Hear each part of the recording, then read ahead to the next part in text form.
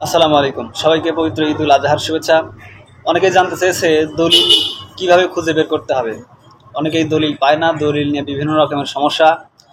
তো একটা মূল দলিলের সার্টিফাইড কপি বা নকল কপি বা বায়া দলিল যেটাই বলেন না কেন, সেই দলিলটা কিভাবে খুঁজে বের করতে হবে সেই বিষয়ে আজকে ভিডিওতে সংক্ষিপ্তভাবে আলোচনা করার চেষ্টা করব। যদিও দলিল খুঁজে পাওয়ার বিষয়ে আমাদের চ্যানেলে ইতিপূর্বে অনেকগুলো ভিডিও আছে, সেখানে বিস্তারিত বলেছি। তবুও অনেকের বিভিন্ন ধরনের প্রশ্ন আছে সেসব বিষয় থেকে, সেই জায়গা থেকে আজকে এই ভিডিওটি করছি। দেখুন, এখানে অনেকগুলো প্রশ্ন আছে যে দলিল অনলাইনে পাওয়া যায় কিনা। দেখুন, আমার জানা মতে বাংলাদেশে এখনো অনলাইনে দলিল পাওয়া যায় না। তবে আমি শুনছি যে, আমরা জানতে পারছি বিভিন্ন নিউজে যে অনলাইনে দলিল খুঁজে পাওয়া যাবে। অনলাইনে দলিল রেজিস্ট্রেশন হচ্ছে, যেটা আমরা ইতিপূর্বে অনেকগুলো ভিডিওর মধ্যে আমরা আলোচনা করেছি যে বাংলাদেশের 17টি সাব রেজিস্ট্রি অফিসে অনলাইনে দলিল রেজিস্ট্রেশন হচ্ছে। তো দলিল অনলাইনে পাওয়া যাবে কি যাবে না এই বিষয়টা আমার জানা মতে এখনো অনলাইনে দলিল পাওয়া যায় না। তাহলে যাদের দলিল হারিয়ে গেছে, পুড়িয়ে গেছে, বা অমুক কাছে যৌথ দলিল, এজমালি দলিল, আরেকজনের কাছে দলিল আছে, পাওয়া যাচ্ছে না, দিচ্ছে না, তাহলে এই যে কোনো দলিল খুঁজে বের করার জন্য যে বিষয়গুলো আমি বলবো সেটা আপনারা একটু খেয়াল করবেন। সেটা হচ্ছে যে, একটা দলিল খুঁজে বের করার জন্য আপনার যে বিষয়টি জানতে হবে সেটি হচ্ছে দলিল দাতার নাম, দলিল গ্রহীতার নাম। এখানে যে বিষয়গুলো মেইন সেটি হচ্ছে দলিল দাতার নাম, দলিল গ্রহীতার নাম, এবং কত তারিখে রেজিস্ট্রেশন হয়েছে, দলিলটি কত তারিখে রেজিস্ট্রেশন হয়েছে। এবং রেজিস্ট্রিকৃত দলিলই শুধুমাত্র তল্লাশি দিয়ে পাওয়া যাবে, খুঁজে পাওয়া যাবে। যেগুলো আনরেজিস্ট্রি দলিল, রেজিস্ট্রি অফিসে গিয়ে রেজিস্ট্রিকৃত নয়, সেগুলো দলিল খুঁজে পাওয়া যাবে না।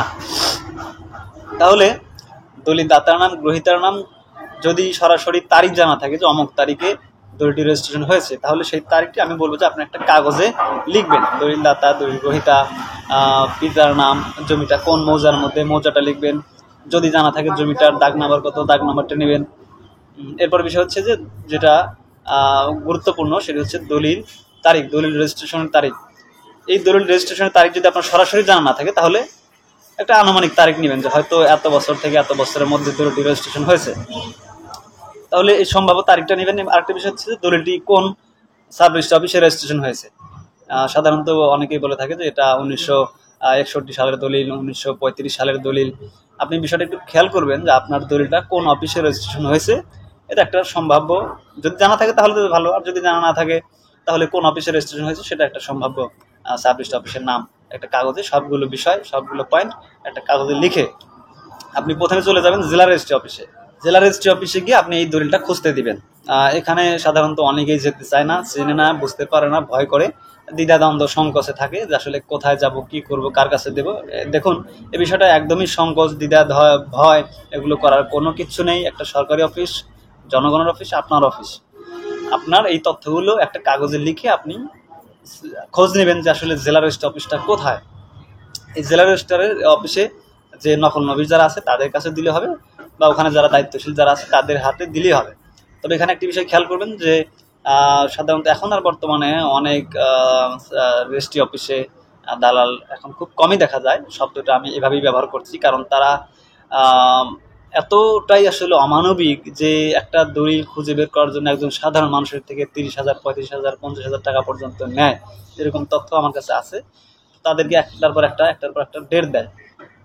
এখন এই দলিল খোঁজার জন্য আপনি এই কাগজটা যদি রেজিস্ট্রি অফিসে, জেলা রেজিস্ট্রি অফিসে গিয়ে তাদের কাছে দেন, তাহলে তারা হয়তো আপনার থেকে 3 দিন, 5 দিন, 7 দিন, 10 দিন সময় লাগতে পারে। প্রয়োজন ক্ষেত্রে অনেকটা বেশিও সময় লাগতে পারে, কারণ অনেক সময় দেখা যায় যে একটা দলিল এত বছর আগে রেজিস্ট্রেশন হয়েছে যে ওই সময়ে ওই সাব রেজিস্ট্রি অফিসটা বা ওই জায়গাটা ছিল আরেকটা জেলার অধীনে। যেমন আমরা জানি যে সিরাজগঞ্জ, পাবনা 2টা জেলা আগে একত্রিত ছিল।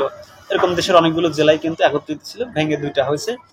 এখন বিষয় হচ্ছে যে এই বিষয়গুলো আপনি সরাসরি নকল নফিস বলেন আর অফিসের দায়িত্বশীল কর্মকর্তা যাকে আপনি ধরেন না কেন, তাকে আপনার এই বিষয়গুলো খুলে বলবেন। যদি আপনার দলিল তারা জানিয়ে দেয় যে না, দলিলটা আসলে পাওয়া যাচ্ছে না, নাই, তাহলে আপনি হতাশ হবেন না। আপনি তাদেরকে এই বিষয়টা বলবেন যে আসলে আমার দলিলের এই অবস্থা, এখন যেহেতু এখানে নেই, তাহলে কোথায় দলিলটি পাওয়া যেতে পারে। এই বিষয়গুলো তার সাথে একটু সময় নিয়ে খোলামেলাভাবে আলোচনা করে তার থেকে শুনে নেবেন। আপনার দলিল যদি রেজিস্ট্রেশন হয়ে থাকে, আপনার দলিল অবশ্যই খুঁজে পাবেন। সাধারণত অনেক বছর আগের যে দলিলগুলো, সেই দলিলগুলো যেমন 1956, 57, 52-53 এই সময়ের দলিলগুলা আপনাকে সাধারণত দলিল নাম্বার এবং তারিখ নিয়ে গেলে আমার যতটুকু ধারণা আমি দেখেছি যে এই সময়ের দলিলগুলো একটু তল্লাশি করতে চায় না, তারা বলে যে আপনি সরাসরি দলিল নাম্বার এবং তারিখ নিয়ে আসেন। তো এই হচ্ছে মূল ব্যাপার। আর দলিল খোঁজার জন্য আরও যদি আপনার দলিল বিষয়ে যদি আপনার আরও কোনো প্রশ্ন মতামত থেকে থাকে সেটা অবশ্যই ভিডিও নিচে কমেন্ট বক্সে লিখে জানাবেন। এবং আমাদের চ্যানেলের চ্যানেল ডিসক্রিপশনে হোয়াটসঅ্যাপ নাম্বার দেওয়া আছে, সেখানে আপনারা ভয়েস মেসেজ পাঠাতে পারেন। এছাড়াও ভূমি বিষয়ে যদি আপনার আরও কোনো প্রশ্ন থেকে থাকে সেটা অবশ্যই চ্যানেল ডিসক্রিপশন হোয়াটসঅ্যাপ নাম্বারে বলতে পারেন এবং কমেন্টে জানিয়ে রাখতে পারেন। আমাদের চ্যানেলটি সাবস্ক্রাইব করুন, ভিডিওটি ভালো লাগলে শেয়ার করুন। আসসালামু আলাইকুম।